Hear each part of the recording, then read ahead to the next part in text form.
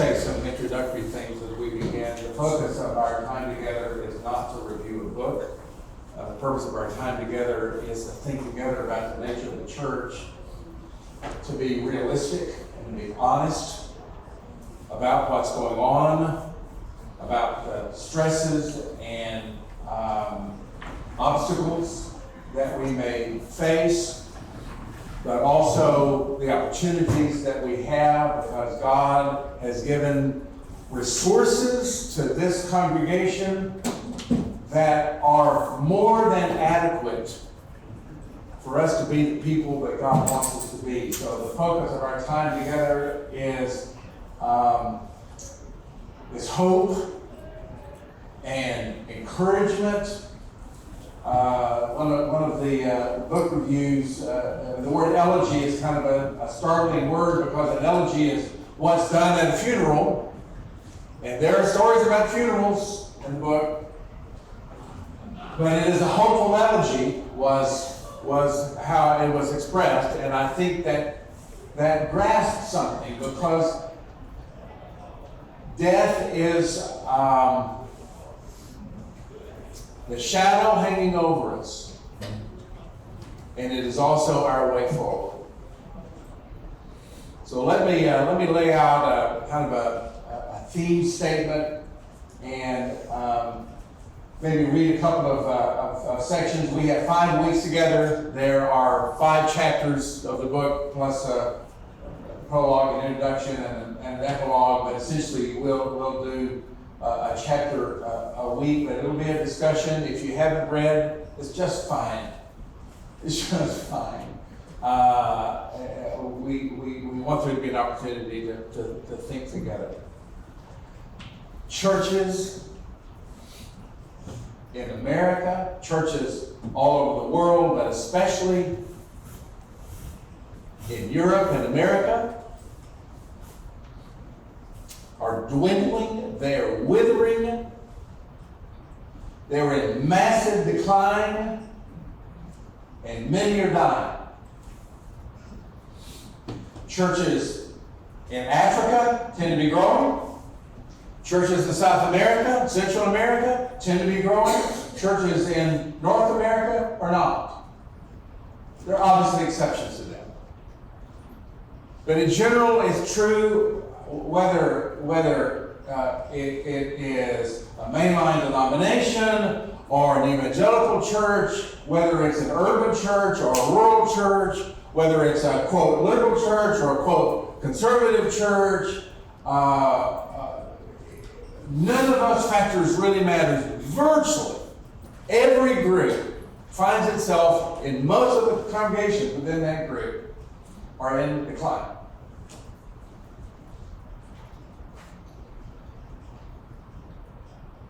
We have to be honest with ourselves.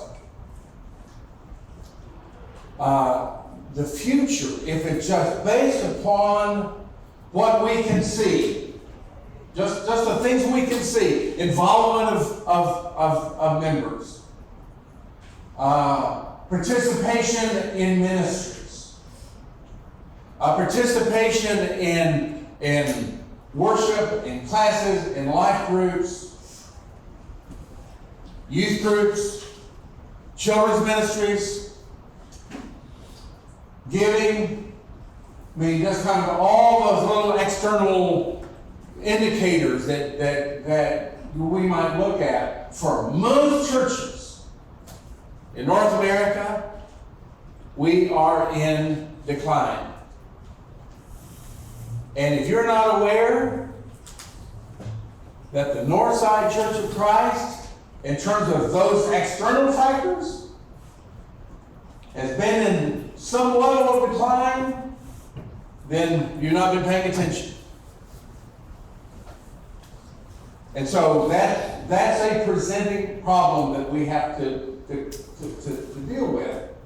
I believe that if churches keep doing what they've always done, they will die.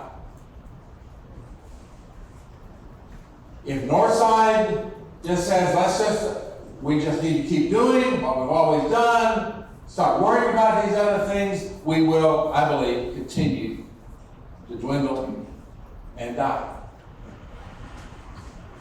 I also believe that unless we die, we will never be the church that God called us to be.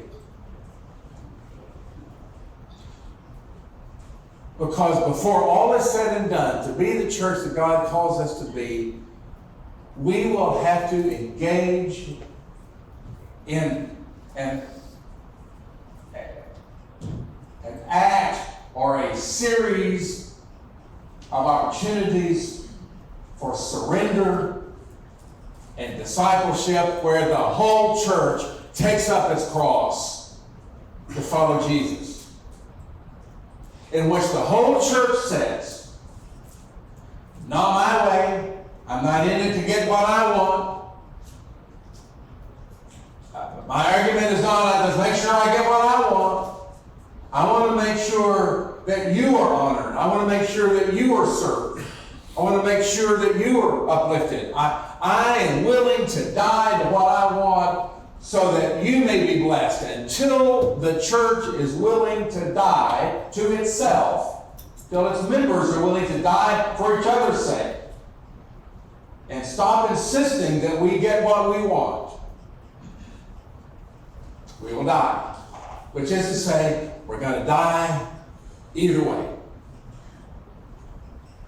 We will either die by withering down to nothingness, sell the property, close the doors, and walk away, or we will die in a selfless act of surrender, and God's going to get us one way or the other where God wants us to be. I'm not suggesting that the church Jesus gave his life for, that God's presence and activities in the world will cease. I know that the gates of Hades will not prevail against the church that God has created, that God has not just established, but lives into. This is not about God's church ultimately dying, because I don't believe that that can happen. But I do believe that any individual congregation can lose its mission and forget what it's here for, and be so concerned about its programs and activities and making sure that everything is the way we like it or the way we think it always was. And that route will inevitably lead to death. And so that's what I mean by an elegy. There's going to be an elegy. There's going to be a song of grief in honor of the deceased. The only issue is how, not whether.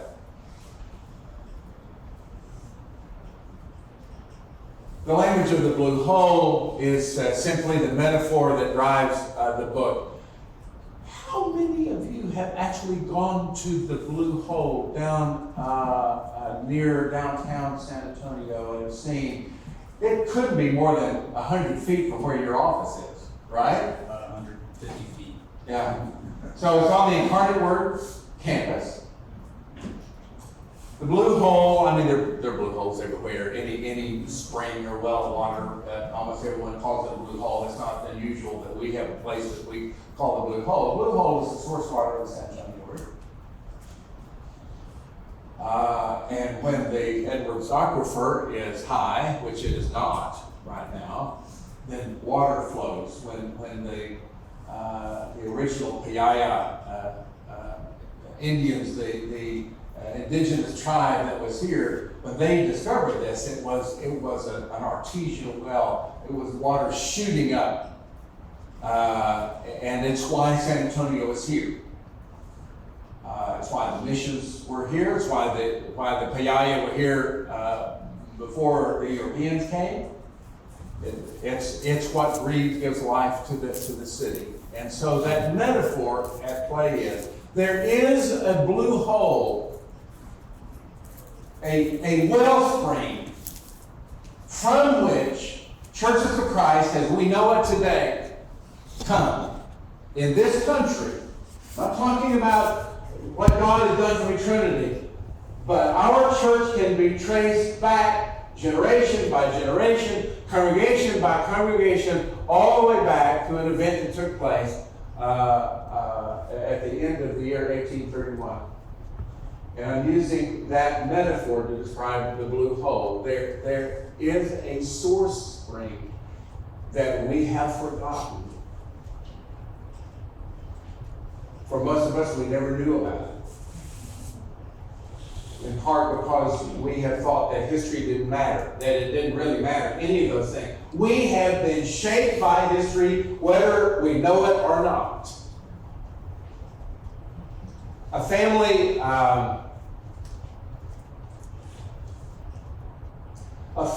in which there is abuse is passed down from generation to generation. Alcoholism is passed down from generation to generation. Unless you come to grips with that history, you'll never deal with the issues that are passed down. Things are passed down from generation to generation. We have had things passed down from generation to generation to us, many of which we've never thought about. It just was given to us. That's just who we are. And so it's helpful to go back and think about what those gifts were and what those dysfunctions were. Because we have been given both gifts and pathologies passed down from generation to generation. So some of the statistics in this book, in the opening introduction, the foreword that my friend Wes Cranberry Michelson was gracious enough to write, and then in the opening chapter, the decline of churches in America, especially among the 20-somethings and 30-somethings in this country. A growing number of 20-somethings and 30-somethings, when asked the question, which faith group are you a part of? Their answer is none. I have no commitment. I have no faith commitment. None. Oh boy, I hate to ask this question. Maybe I shouldn't ask this question in this way. Let me just let me declare something, and then you tell me if I'm wrong. We have very few people in their 20s in this church. I started to ask how many of you were in this room, but other than Lisa, I can't find any.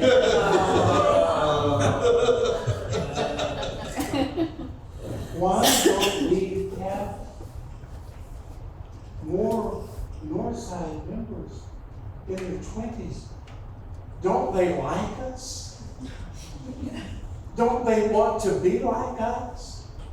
Why aren't they here? Well, they're not anywhere for the most part. So part of this struggle is an awareness that churches are getting older. The average age is getting older and older.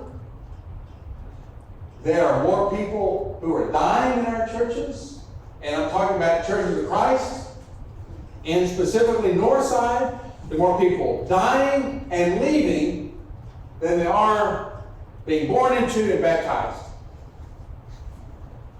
How long can that be sustained?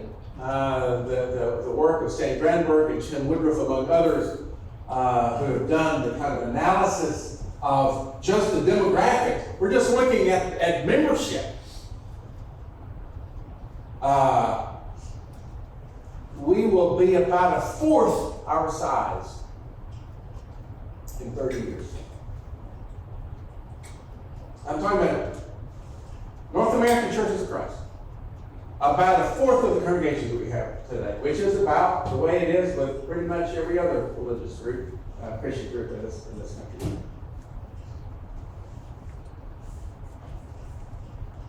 Does that cause you alarm? Does that cause you to worry?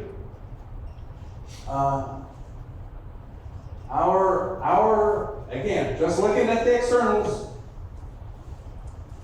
our numbers are on decline in the same way that churches of Christ and other Christian groups around the world are in decline, or in North America, which means we've got 2 or 3 decades. We're having doors closed in our churches about every week. Another church. I have several congregations that I'm in contact with on a regular basis that are weeks away from closing their door, trying to figure out what to do.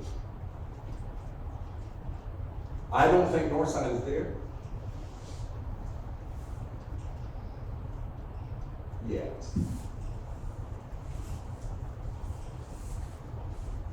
So I guess my initial question to you is,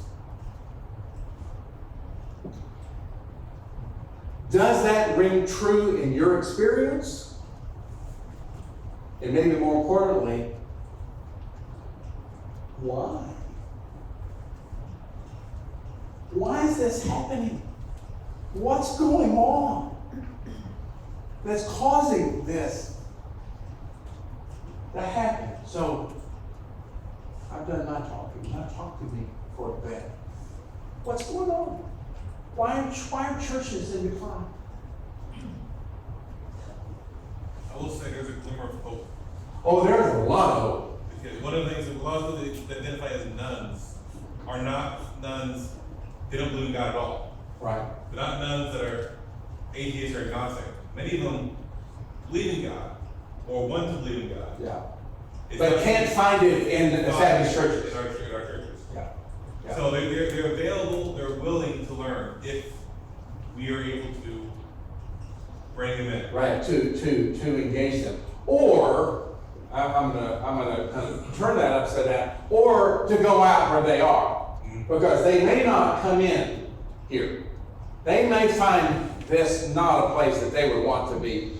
Coming in may be harder than going out, because we haven't done that well. I think just Christians in general have not gone out well. Yes, sir. Well, in Germany used to belong to a church. They had to close the church. Yeah. Because they couldn't afford the heating bill. Yeah. So just the number of members in decline and the money that comes just to pay for that, just the normal, the regular things. Yeah. So couldn't pay for the heating It bill. was 100 years old. Yeah. Wow. Yes, ma'am. Part of what I see, particularly when you talk about the younger people, and I'm pretty old, they don't do things the way we did. They don't seem to have a need for close interaction with other people.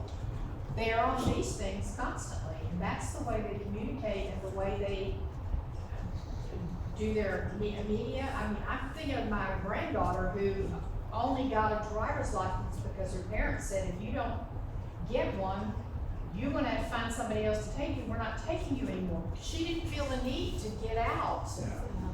All of her friends are here, and I mean, it's not that they don't interact at all, but they don't interact like we did. And I mean, to me, this is a family, another family, and they don't seem to have that type of need like some of us do. I almost sometimes wish the technology would go away. Yeah. There are a couple of things I want to say with that. I want to get some reactions, and I'm going to get your comment. I haven't lost you here. I think that there's a general understanding that there can be a negative impact to too much engagement in digital media. So I'm not arguing that. I suspect there are some younger people, even in our midst, that would say, that really misses the point. We need community as much as you all do, but we do it differently. I don't know. Sonora, I just wanted to, I saw you over there and she was going like, really? So sorry. Sonora. I still have a couple years in my 20s, and I guess I would say, yes, we're online, but everybody I know is incredibly lonely. Most people have some sort of mental illness or health issue with depression, or it's extremely common. And I just think the issue is there's not, and I know even I feel it sometimes as somebody who chooses to come to church, you don't feel that you would get that community from church. You don't get that. People are looking for real closeness, and instead you find, sometimes it feels that you find the same sort of curated fake closeness that you get online in real life, and so you just stop trying. That's what I mean. It doesn't feel authentic, or it just feels like it doesn't connect with mine. I think that, and I do blame technology, the way the lady was saying in a lot of ways. I think that community has started to lack depth, where I don't have a lot of community, even in church, that I would actually go to with a problem, because it's like, I do think that media and technology has made us more image conscious, to where we don't show who we are, and I don't see who you are. If you show me, maybe I don't trust that you're showing me who you really are, because I'm used to seeing curated personas of people. Yeah. Interesting. This may be worth our spending some time with over the next few years. I think you raised an interesting issue. There are massive generational differences that we're living with, and it's hard sometimes to understand. So let me take a 2-minute excursion and try to describe it. About every 500 years,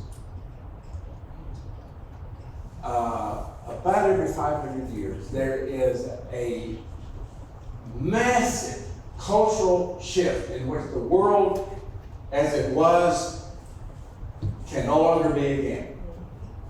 500 years ago was the Renaissance and the Reformation. And anyone who was born, say, in France in 1500, by the time they were 25, the world had completely changed. And they would have found it difficult to have any communication with their parents or their grandparents who would not have understood. 500 years before that, there was the great split between the Eastern Church and the Western Church. 500 years before that was the collapse of the Roman Empire. 500 years before that was Jesus and the coming of Jesus. I mean, you can keep going back and back. About every 500 years, we have been going through a massive cultural shift for about the last 100 years. We talked about all the reasons why. All the wars are just indicators of it, they're not cause of it. Huge, massive cultural shift that we're engaged in. And it's playing itself out right now in huge generational differences in just the way people see the world and see one another and see truth and see scripture. And we're going to have to come to grips somehow with this massive shift that's taking place. So we can come back and talk more about that in the days ahead. Yes, ma'am. I think going along with what they said is the issue of meaningful connections. And in like Matthew 28:20, it talks about teach them to obey everything I commanded. And so I think that as an older generation, it's incumbent upon us to kind of mentor the younger generation, because they are seeking and they are hungry, but when there's almost kind of like what you're saying, that there's not that reach, and then almost assuming also that they don't want it, instead of really being there. I mean, there's so much, our older generation, just so much knowledge, so much story, so much deepness that they can share, they can teach, we could teach the younger, right, and how to follow Jesus, how to love Jesus, you know, and being involved in people's lives. And so when we kind of leave it open to the younger people to just kind of, or we assume they got it or they know it, I think we're missing a big opportunity. Yeah, that's well said. Very. Outside voices, please. Outside voices. We have, are you, sir, are you in your 20s? Are you older than you're older than your 20s? I'm 17 inside. Okay. For some of us who are not still in our 20s, yeah, speak up. So, Barry, What? speak up. There's two things. I think one is, I look at quote my generation, the baby boomer generation, and I think typically what I've seen, and I'm basing this on the high school bunch that I graduated from high school with.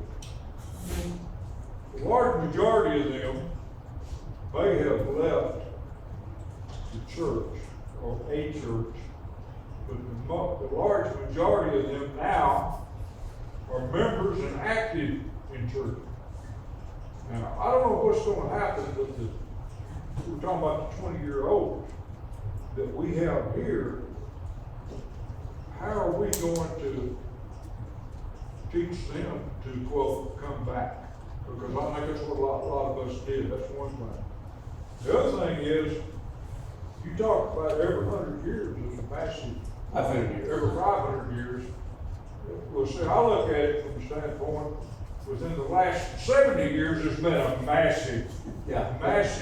We are in the midst of that massive change. Yeah. I think Andrew brought up a point, but a lot of that has to do with the communication that we have today, I think, in the way we communicate.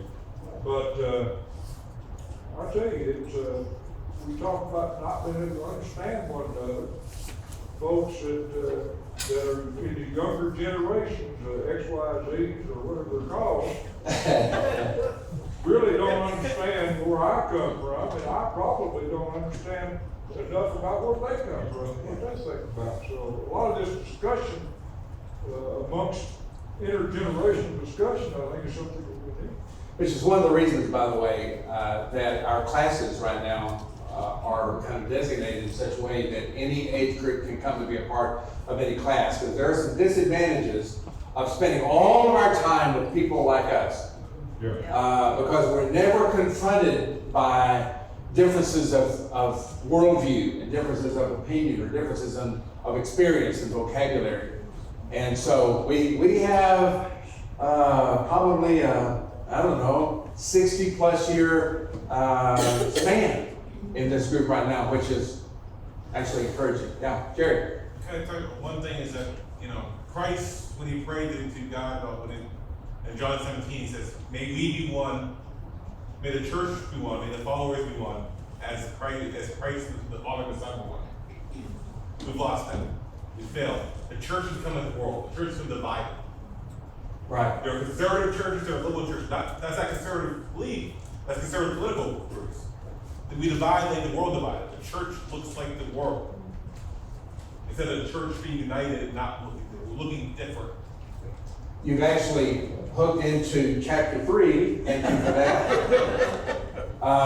Because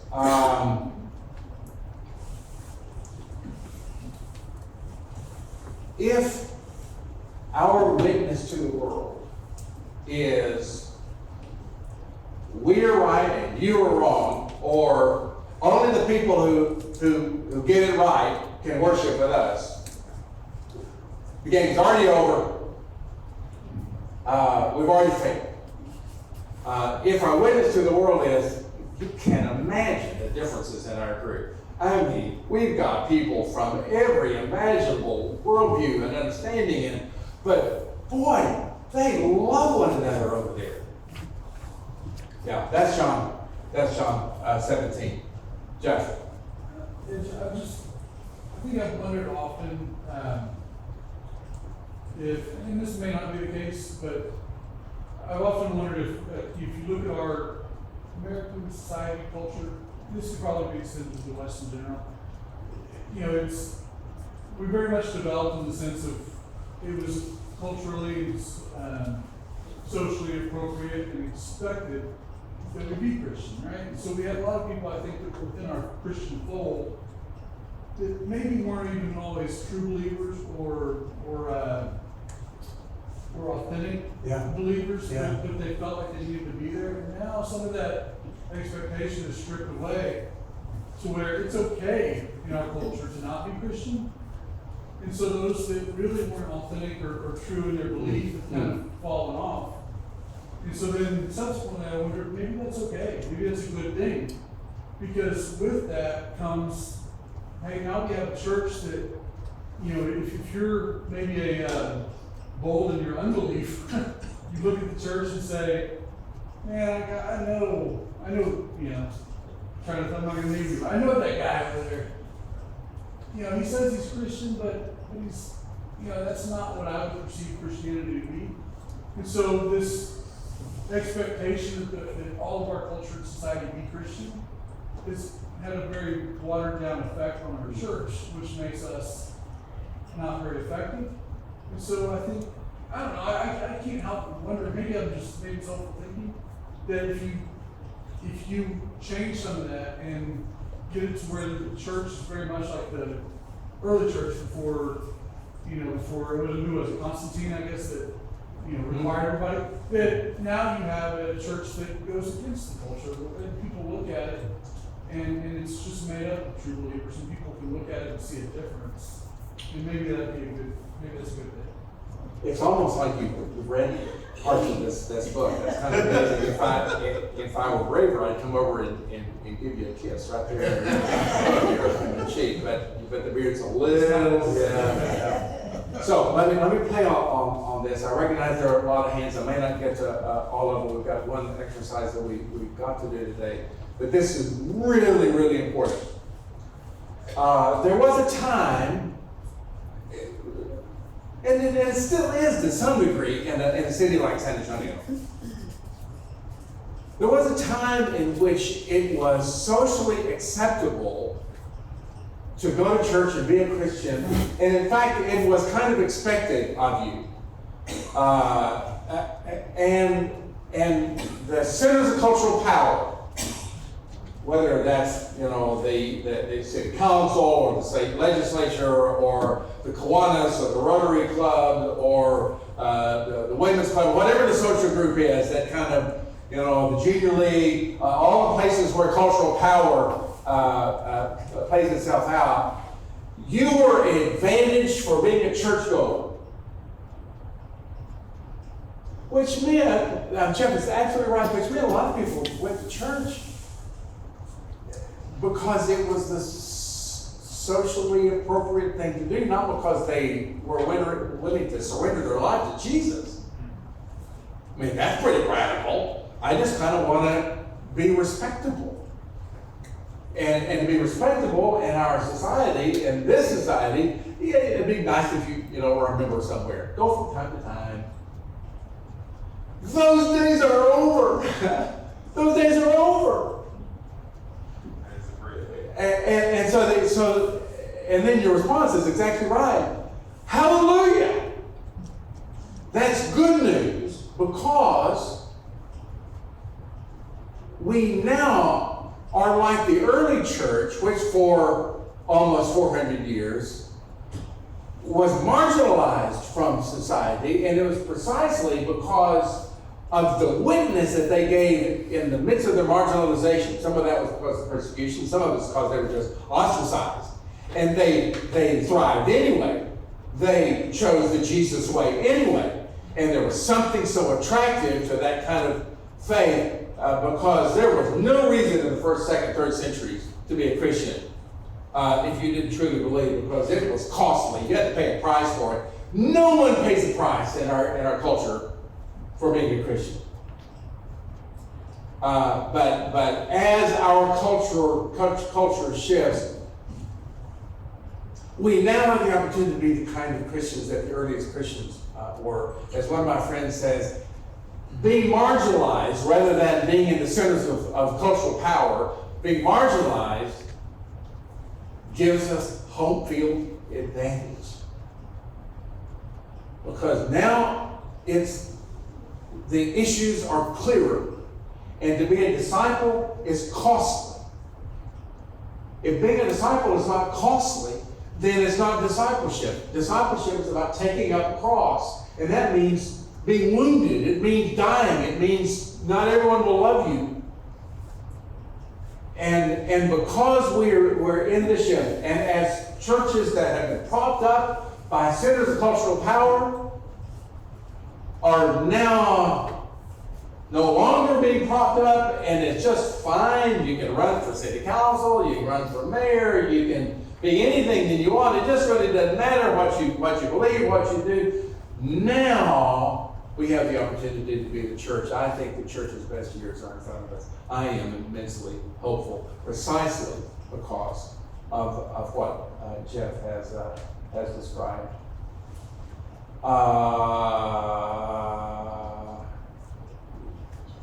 Chuck? You know, I agree completely with what everyone's said. I think it's excellent perspectives. I think, you know, for the longest time it was socially and neighborly and USA correct to attend church. And at least from my perspective, it got to the point where it was almost neutral. I think today either we've already gone to anti-Christianity in the United States or we're on the verge of doing it.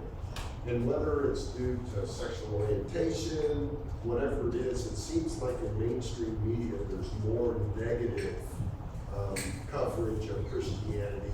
It's not even neutral anymore. In many respects, it's negative. This morning there was an article on the Chick-fil-A bill here in Texas and the struggles, and it talked about how Chick-fil-A stopped donating to the Fellowship of Christian Athletes and a second one because of the pressure that was given them. So I think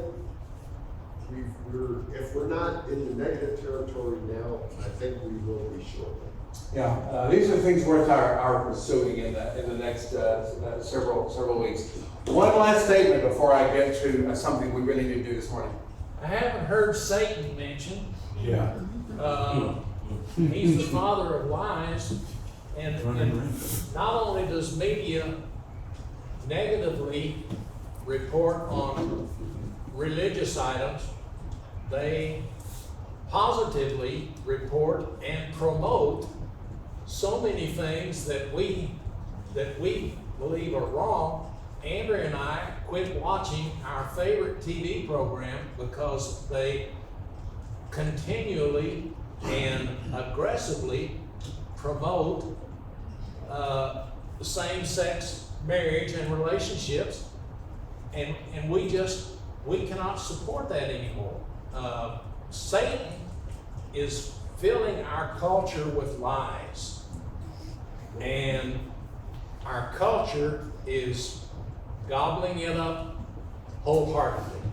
And sometimes the church doesn't help itself by how we portray ourselves and present ourselves to the world either. I mean, it's happening both externally and internally. Yeah, we're better than you. There are a lot of things at play, and so that's worth our pursuing. One of the things that we need to do over the next few weeks, because of the planning process that we're engaged in right now, just trying to think through. We have a vision, we have a set of values, we have a kind of a basic mission statement, but we don't have a specific set of strategies and initiatives for the future, which we're getting at. But part of that is for us to kind of engage in what's called, out in the business world, SWOT analysis: strengths, weaknesses, opportunities, threats. We're going to kind of piecemeal this over the next several weeks. But we just need some input, and it relates precisely to what our class is about. And so it's helpful for us to actually do this because we're not off subject when we do. So here's what I'd like for us to do in the remaining minute. I'm at Northside. Not just churches in general, but Northside. I want us to begin by just naming. Lisa's going to be taking notes. She wanted to attach your name to it, I promise. Just name some strengths. The strengths are internal strengths. inside Northside that we have some measure of control over. You got it? Internal strings at Northside that we have some measure of control over. Just shout out what you see is going well at Northside, our internal strengths. Mission-minded. Mission-minded? What do you mean by that? In the community, just outreach. Okay. Service. All right, mission-minded, Service. in the community and beyond, service, Life. hard service. What Life else? groups. What would you say about Northside, Jerry? Life groups. Life groups. Yeah. The things that we do in life groups, why? Jerry, what happens in life groups, do you think? Well, just going back off of what I heard earlier about the divide between younger and older. Yeah. I've got a friend who's in his early 20s, and the main way that they do church is that they meet in each other's houses. Yeah. Like the whole Yeah. service is there. Yeah, really crucial. Cross-generational Yeah. service, fellowship, study together. Giving both in willingness and in availability of resources. Yeah, so generosity and we have resources among us that are able to help. We can fund whatever, if we can ever figure out what to do. And not every group's willing, has that available, so that is a great gift. Henry? I know you were talking about the fact that there's not very many 20-somethings, but I still do think there's a diverse demographic of ages here. Good. And I think that's definitely a strength. I think we're still kind of separate, but I think today in this class, I think we've gotten better at it. Yeah. That's a helpful, some things that are weaknesses are also strengths. Some things that are problems are also solutions. I wish we had, 150 20-somethings. We don't. But my goodness, the young singles and couples and families that we have in this church, including, maybe especially the blondes, are a huge blessing. And we have some opportunities that not every church has. So strengths at Northside. It's grace focused. Grace focused, yeah.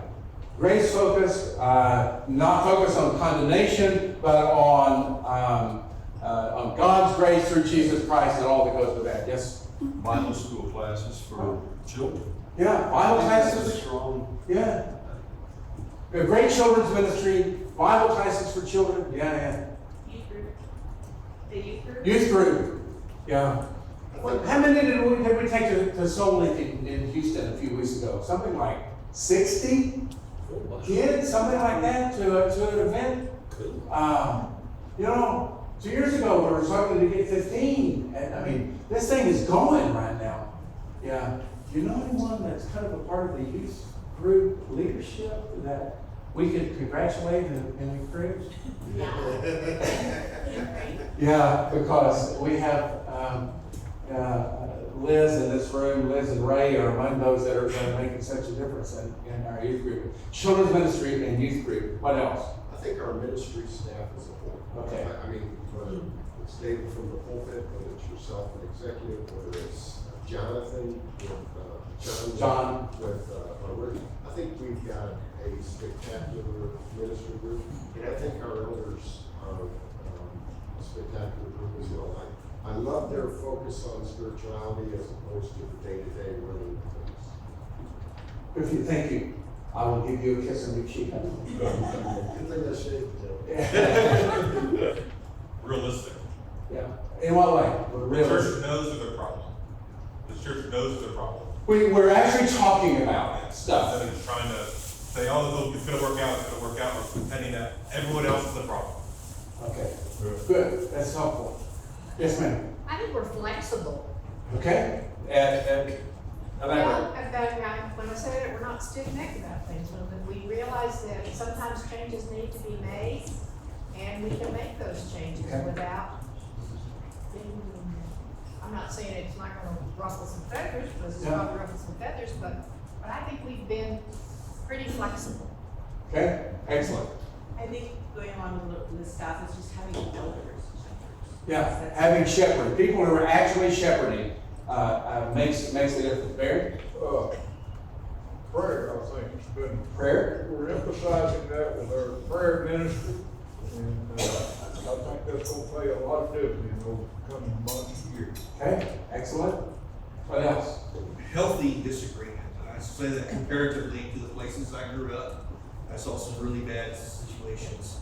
I know there's disagreement among people about how they interpret scripture and what we should do. But a really healthy level of the ability to discuss things that we disagree about here compared to what I've seen in the larger culture I think today. that's and right. growing up. Yeah, I think that's right, because the tendency in the history of churches of Christ, especially the last 120 years, It splits. has been, if you can't agree on everything, then somebody has to leave. They just have to leave. And most churches I know, including this one, have had that kind of process. A group will leave because we can't all agree. Unity is not about everybody agreeing. That's not unity. Unity is when people disagree and love one another anyway. Unity, not conformity. Yeah, yeah. The Blue Hole, the origin story of the churches that became the congregations that became Northside,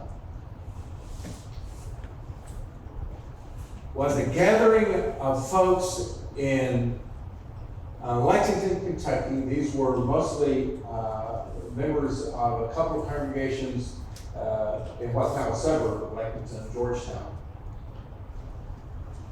who were very different.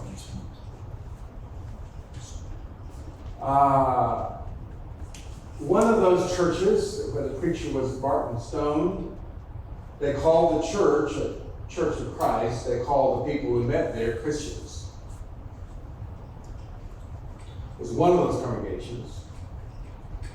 The other was a congregation that John T. Johnson, among others, preached at and led. He was a state legislator in Kentucky, and he loved Alexander Campbell. And they called themselves disciples of Christ. And there were huge differences, and we can talk about some of those. We'll get to those in chapter 4. Huge differences between those two churches. And the temperament between Alexander Campbell and Barton Stone. But there were some folks in those churches that said, we have more in common than when we have the things that divide us. And we think we would be better working together than we would separate. And besides, we all believe that the most important defining characteristic of a congregation is its commitment to unity. Peacemaking is more important than getting our way.